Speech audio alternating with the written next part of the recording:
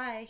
Well, thank you so much for tuning in. This is the last video of my four-part series with my thoughts on real estate investing and in the Houston market and making sure all of this aligns with your goals.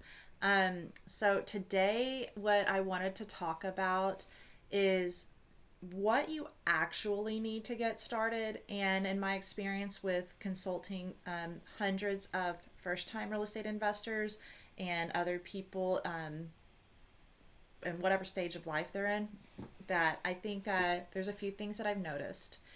Number one, I think you really need to get yourself educated about what the real estate investing actually looks like and making sure that you are familiarizing yourself with what does capital expenditure means, what does vacancy rate mean, what do the terms actually mean. We need to get ourselves educated on what do things actually cost. What does an HVAC unit cost? Let's get familiar. Put the work into educating yourself. I think it's okay to lean on others for their expertise on some of these matters, 100%, but I think you don't need to go into things blindly and say, oh, just take my money, I'll figure it out later. I think that's a poor decision. I value educating my clients, so I really value education. We have whole courses over this as well. There are dozens, there's so many on the internet too.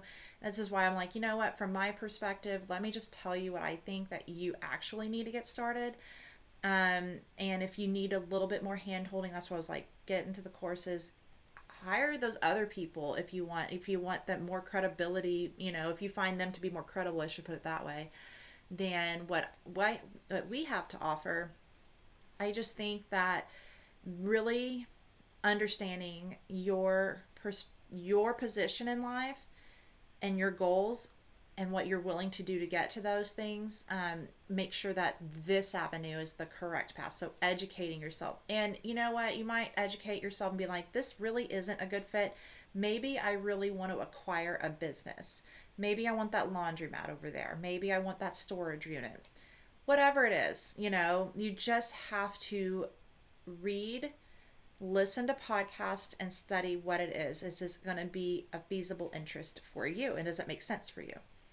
Um, and so with the education piece of that, um, I read a lot of books. I read a lot of books recommended through podcast. I love a lot of Brandon Turner's perspective on things because I just loved his new Better Life podcast with like, oh, how to invest in real estate without, what does he say, losing your soul.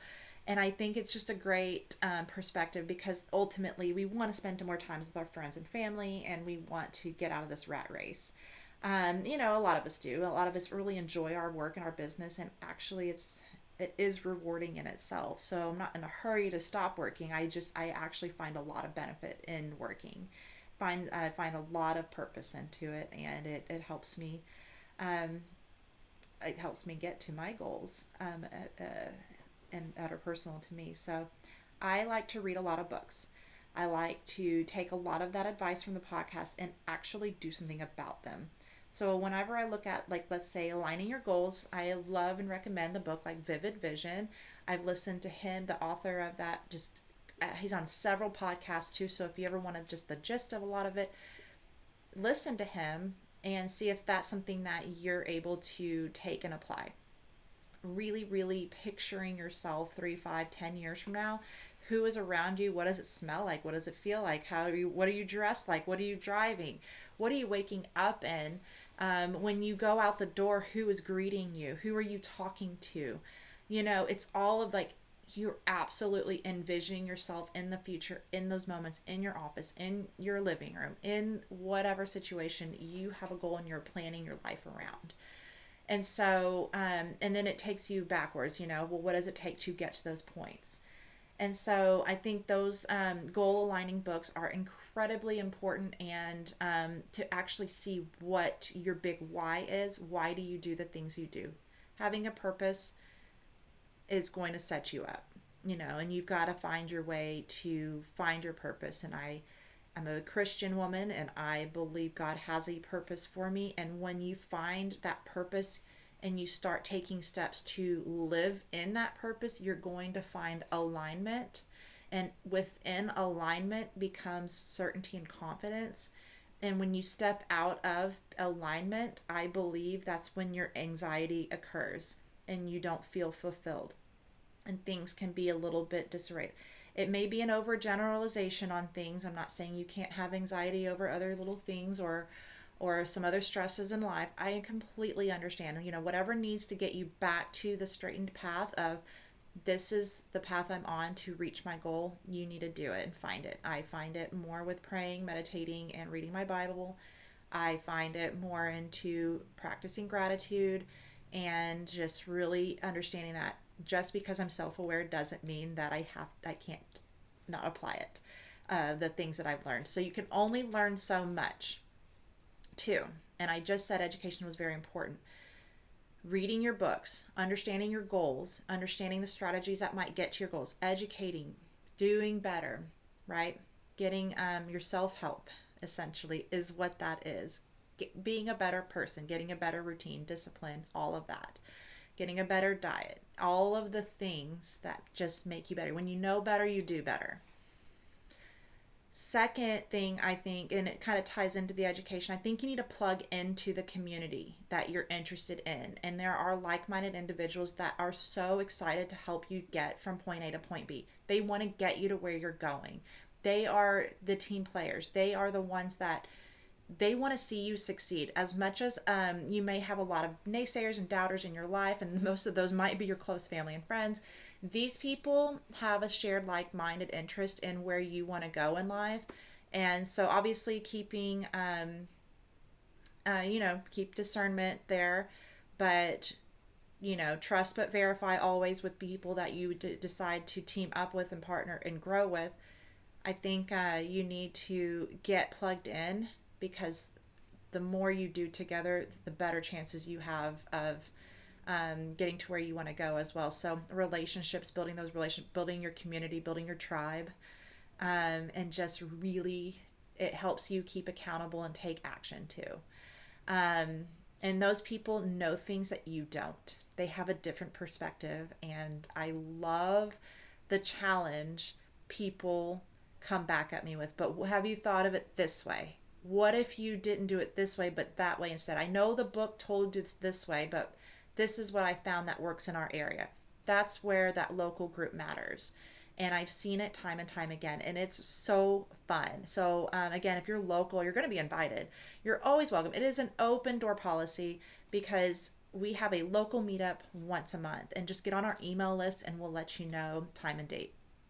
But I've been a part of one for the last 6 years, and it's been fun. And you get to meet so many people, and then you actually get friends from the group too, so you can do life together. It's awesome. So that's a couple of things that I think that are fundamental base actionable items that you can do for free to get yourself educated and get plugged in.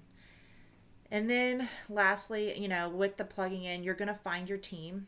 And let's say if investing in real estate is the way you need to go, you need to find your team to get you there. We can have a different perspective on that, but I think having an investor that speaks your language and knows exactly what you want is the way to go. I think a lot of agents have a way of charisma of swooning you into using them as an agent and saying, yeah, of course I know what it is, but do they really know you and what its purpose is for? And some people just want the transaction, and some people want to just get it through with it. And I just sometimes I've been called a deal killer, and I analyze deals right alongside with you. I don't have time to shop thousands of properties every day, but if you narrow down, if you say, hey, Lauren, I have these 5 properties I've been looking at. Can you run the numbers with me and see? Let's compare. Let's compare numbers. I'm not a financial advisor, but I'm happy to compare and see what I get and see if it's something you're interested in at the end of the day. So most times they're not, things aren't going to work. They're more for home buyers, not investors. So just get over that hurdle of being told 99 times of a no, and there's going to be one yes. It'll be okay. There's something out there. There's hundreds of thousands of homes.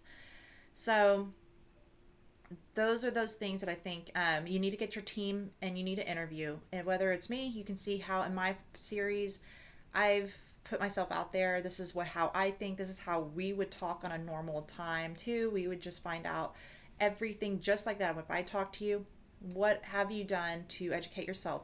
What is your experience in real estate? Do you own a home right now or what? Like, how are you like? What is the interest that you're after? What is your goal? What strategy interests you the most to get you to that goal? And lastly, you just need that qualified team. You need to have your expectations managed, right? If you're going to be doing owner financing, we need to get you to that step of what tangible things do you need to do to get to the owner financing. Um, how do we get you to those places? It may be calling homeowners. You might need to find a dialer system and buy a list from these prop streams, whatever it is, deal machine. Start making calls. It's the actions that get the ball rolling, and it will lead to a deal. The more you do, the better your outcome and results, right? So you can't just go to the gym once and act like you've got a six pack. You've got to keep working that muscle. So keep analyzing, keep doing the repetition. You get better at it. The more energy about it you do out there and that you put out into the world about it, the more it'll come to you. I do believe that. The law of attraction, right? Aversion and attraction. If I want it, I'm going to get it. And I'm going to put all my effort, energy into getting that. So it depends on you, your mindset, and how badly you want it. And then lastly, if you do say, hey, I have my reserves, I've got my down payment, I'm ready to go. I'll get you with a lender if you don't have one already. I do challenge you to interview lenders, to interview agents. I hope I'm one of those you interview. And I hope that you find those people that are going to help you get to the finish line and beyond, because that's not where our job stops. Because I said we have a local meetup every month, so you need to come back and report back what's going on. Do you need that handyman? Do you need that contractor? Do you need a special flooring? We have people that know where the good deals on flooring are with discounts, with liquidation. We have people that know good, drywall guys, good roofers, all of the things, right? You just need to know your community and fall back onto that community after the deal is done too. So you're not alone. You're not stranded. You're not a solo landlord, doing it all by yourself. You do have a solid community of people that care and that can get you still connected beyond. And this is, again, lifelong relationships and a lifelong journey. If you're in it for the long term building wealth, we all want to get wealthy together. So I think that the actions come small and grow and multiply and snowball into a bigger effect that's going to make a bigger impact in your life. So I really think these actions are easily done today. If you need a coach to help you along, there are coaches out there for that. If you need like the Better Life Tribe, all of those things, they are just accountability groups to say, hey, let's get you there. Let's keep you motivated there. That's what I think these local meetups do, is just another way to be motivated. And again, growing friendships with that over the long term is going to be so helpful. Okay, but if you need additional help, you can sign up for our courses or sign up for our interest list for upcoming things that we have on the docket. Always check our website, for updates too. Sign up on our newsletter for the latest. Follow us on Instagram, Facebook, all the things. I'm not huge on social media. I'm really terrible at these things. This is my authentic self. This is what I have to say. I would say this to absolutely anybody, and friends and family and new people, old people, anything. It doesn't matter. This is me, and I want you to know what's going on in my life, and in the market, and what our opinions are, and if we can help connect you with people that actually make a difference and matter. We want movers and shakers, and that's just our group. So we're excited, and thank you so much for tuning into this 4-part series.